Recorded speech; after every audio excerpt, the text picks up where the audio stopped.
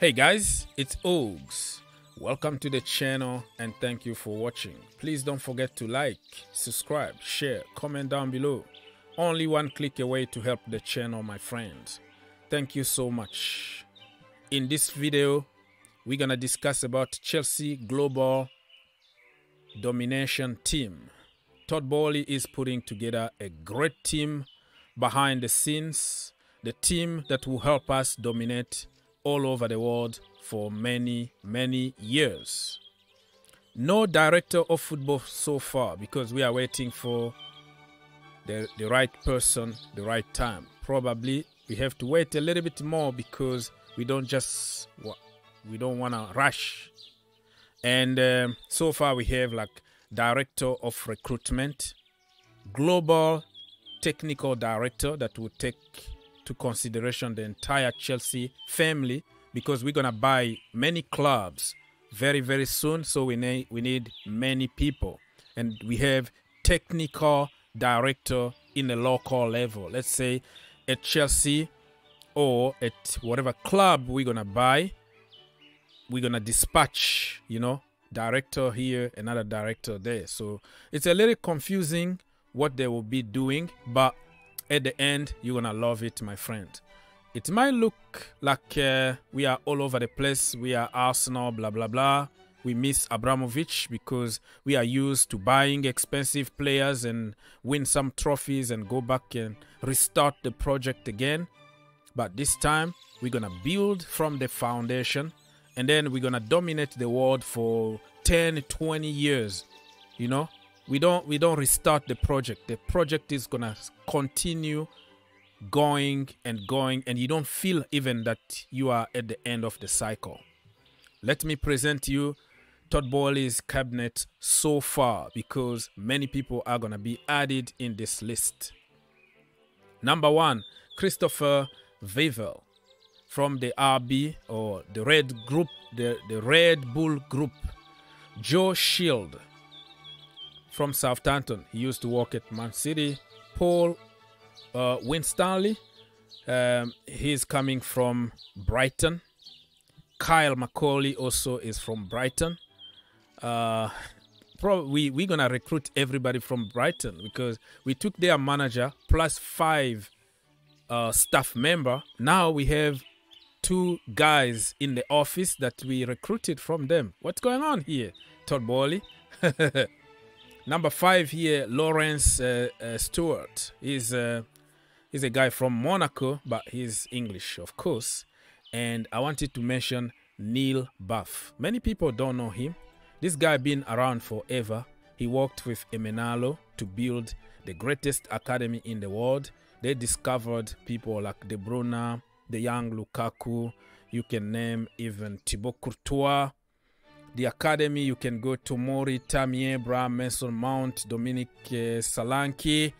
The list is on. He's very good on recruiting young men. And the last window, he recruited a lot of them, People like Omari, Hutchison, Gabriel Slonina, Casadei, Chukwuemeka, and all that. So it's not him only, but he got a team that worked with him. So he's the big guy over there. Respect, man. Even if we get other people from other countries, this guy is the guy to keep around. This is the reason why Todd Boehly wanted to keep Neil at any cost. And the players that we recruited, like Chukwuemeka and all that, it's because of Neil Buff. So now, I'm gonna play the interview from Ben Jacobs just to help our young generation to understand how this club is gonna be built and how we should be positive and we should enjoy the moment. It might be difficult at the beginning, you don't understand what's going on, but when everything comes together, my friends, we're gonna be unstoppable. I'm telling you right now, get ready.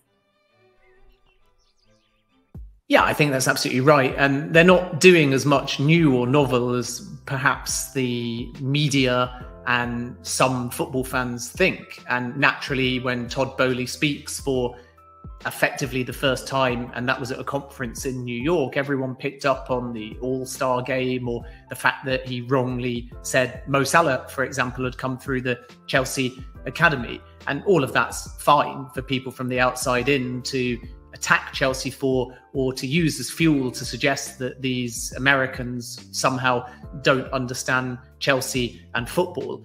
But it's nonsense. And if you look at behind the scenes, the hard work that they are doing, they've moved in two directions. They've not got everyone in place yet, but they've moved in two broad directions. One is more data, and two is a desire to build structure, which eventually will manifest in a multi-club model. And when they get that, not only will they have an ability to provide better pathways and lure talent at all levels and ages, and from their point of view, hopefully they end up in the Chelsea first team, and if they fail, as I've said many times before, they're still sellable at profits, but they'll also be able to track data.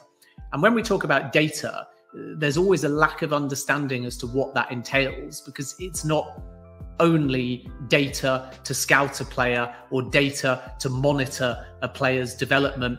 It's data to make a projection on how much a player might improve. It's data to look at any injury predictions or preventions. And each aspect that data is used for provides you either with a marginal gain that can be the difference between winning a Premier League or only finishing in the top four, or a major gain because you might unearth a talent using it. So the broad array through which data can be used is so important, and it has to be connected through an entire football club from youth level all the way up to first team. And that's what the best clubs do well. So then when you look at what Chelsea are doing, they are talking to Red Bull. Why? Because they want to put an emphasis on youth, but they're also looking at the Manchester City mould, which is why they've brought in Tom Glick as their president of business operations, which effectively is a CEO role. They've got Toby Craig coming in as their director of corporate affairs, also from the City Group as well.